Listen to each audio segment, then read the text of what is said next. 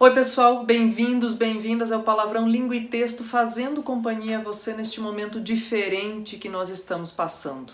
Não esquece, ativa o sininho de notificação, conversa com a gente, se inscreve aí, persegue a gente em todas as nossas redes, como diz o querido Shibata, e a gente vai oferecendo o que cada um tem de melhor, né? Nesse momento em que a gente tem uma situação mundial diferente de tudo que a gente já viveu, pelo menos no século XXI, é importante que a gente tenha em mente que cada um, dando o que tem de melhor, pode ser que as coisas fiquem melhor mais rápido também, né, gente? Então, assim, aqui a ideia é, obviamente, que a gente continue construindo conhecimento, continue conversando, embora às vezes, é claro, a gente não esteja, assim, no espírito mais leve possível, porque a gente tem preocupações também. Mas eu já começo dizendo que desejo que todos estejam muito bem aí, que estejam transitando com parcimônia e que quem pode esteja em casa, né, gente? Orientação da Organização Mundial da Saúde nesse momento. Bom, nesse momento, justamente pensando nas reflexões, gente, que se pode fazer, nas projeções sobre o futuro, né? Olha, se até 2019 se falava muito em rever, em reorganização, em observação, em mudança, transformação das relações trabalhistas no mundo, agora, a partir de 2020, parece que isso veio como assim uma avalanche que vai bater a nossa porta e que não tem como não tratar disso, né? E eu tô pensando aqui, gente, justamente no pós-pandemia. Como é que se reorganizam as relações de trabalho? Como é que se reorganiza a economia mundial?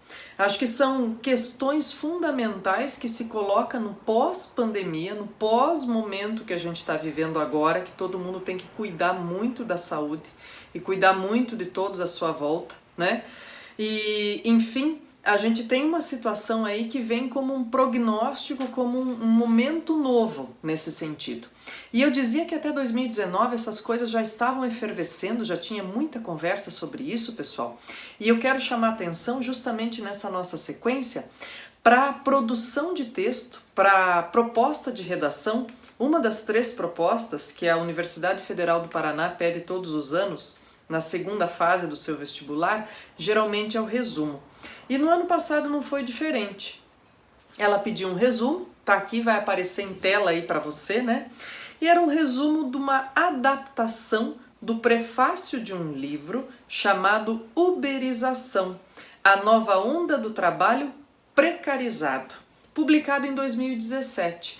E aí o texto começava dando conta desses serviços novos que a gente tem. Justamente uberização é um neologismo, né, gente? É uma palavra inventada aí, criada pelo autor para dizer ou para definir esse tipo de serviço. E ele começava citando o Airbnb, o Uber e outros serviços que se transformaram aqui nesses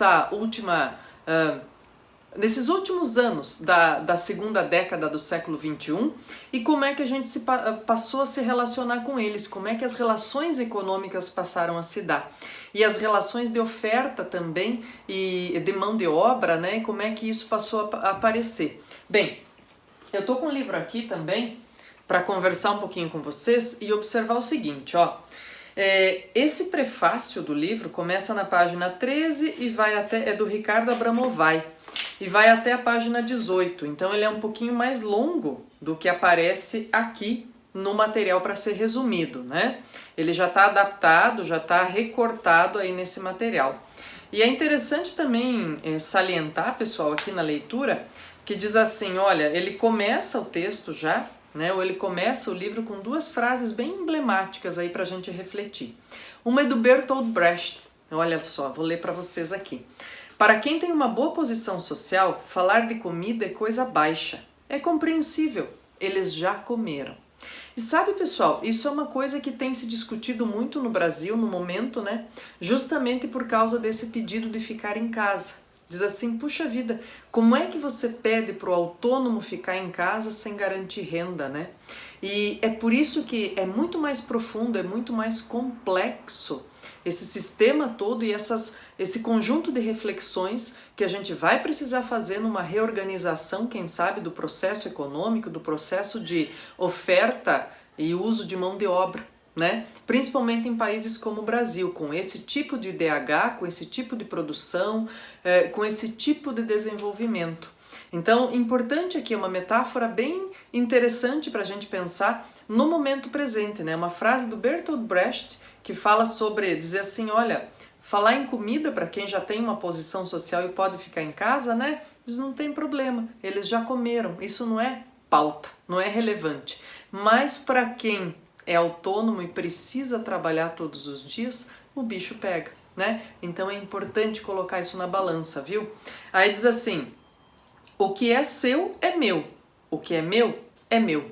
Um ditado popular em inglês, né? Que ele diz, olha, às vezes quando a gente fala em repartir, compartilhar, em ser generoso, ser solidário, quando a gente está falando dos outros, diz, olha, que legal, que importante, né? Mas quando diz, não, divide os seus, fala, opa, não, esse aqui é meu.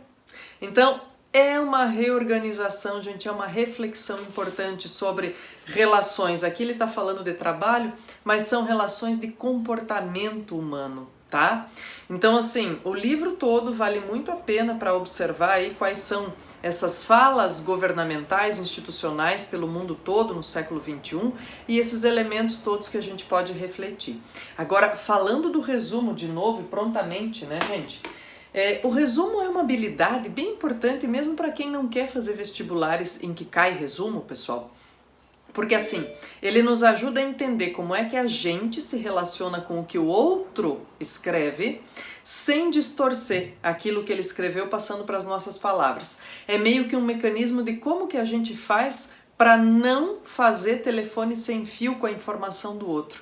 Então, uma habilidade excelente. E aqui, na proposta que eu deixo para todos exercitarem aí com cuidado e atenção e lerem o texto de prefácio aqui, diz que é para fazer um resumo observando o seguinte, tem que identificar a tese, né, o ponto central que está no texto-fonte aqui, tem que identificar e explicar as razões que fundamentam essa tese ou as estratégias argumentativas que o autor emprega, no mínimo 8, no máximo 12 linhas, porque resumo precisa ser conciso, né? Não pode aparecer opinião, não pode ser em primeira pessoa, tem que ter as retomadas adequadas de autoria, né?